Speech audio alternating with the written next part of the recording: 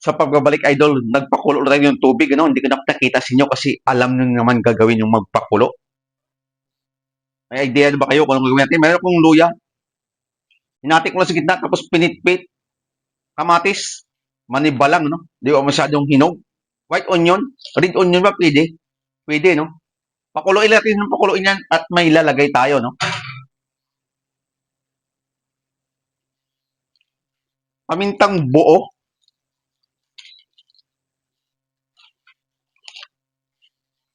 Granules.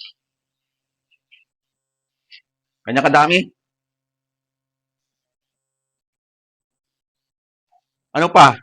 Rock salt. Patis. Kahit anong brand. Pwede, no? 2 tablespoon. Lagay natin dito. Pakuluin na natin yan at balikan, ano? Pag kulong-kulo na siya, idol.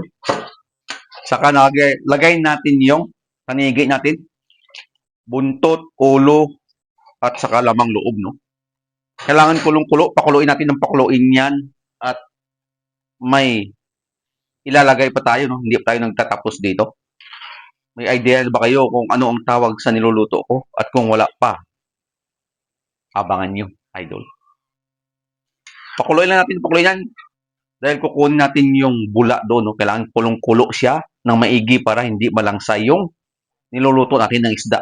Kahit anong isda, pwede. Pwede, idol, no? Gawin nyo ng ganito at malalaman nyo kung anong tawag ko dito. Nakita nyo, idol? Lubog pa yung sabaw niya. Ibig sabihin, malangsa pa yung isda natin. Yan yung isang technique, idol, no? Kailangan lubog. Kulong-kulo siya talaga. 5 to 10 minutes. Depende sa apoy na kalakas, no? Kung malakas masyado, 5 minutes, luto na yan. At wala na yung langsa, no? Hayaan mo natin kumulong-kumulo. Pagka ganyan na siya, idol, kulong-kulo, no? Tatanggalin na natin kung may bula sa dyan, tanggalin mo, no? Ibig sabihin, malapit na ito maluto. At additional tayo, idol, ng vinegar. Konting-kunti lang, ano? 1 teaspoon. At pagkatapos niyan, tatanggalin na natin yung luya kung luto na yung isda mo. Para hindi siya amoy. Sobrang amoy siya ng luya, no? Kasi pampatanggal na ng langsa. At mayroon tayong finger pepper, spring onion. At may idea na ba kayo kung ano tawag sa niluluto ko? Ito, idol, ay kinawag nating tanigi soup or sabaw.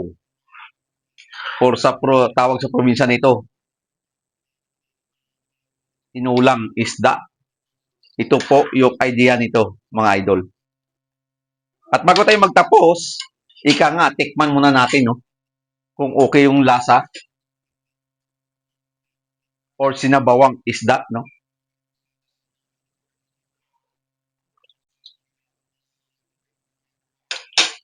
Tamang-tama lang yung ingredients na nilagay ko. Kung kulang, yun lang idadagdag nyo, no? Yun lang din ang ilalagay nyo. At bago tayo magtapos, siyempre, ano gagawin mo? Kainan na. Kainan na, mga idol. Bye-bye! Salamat sa suporta.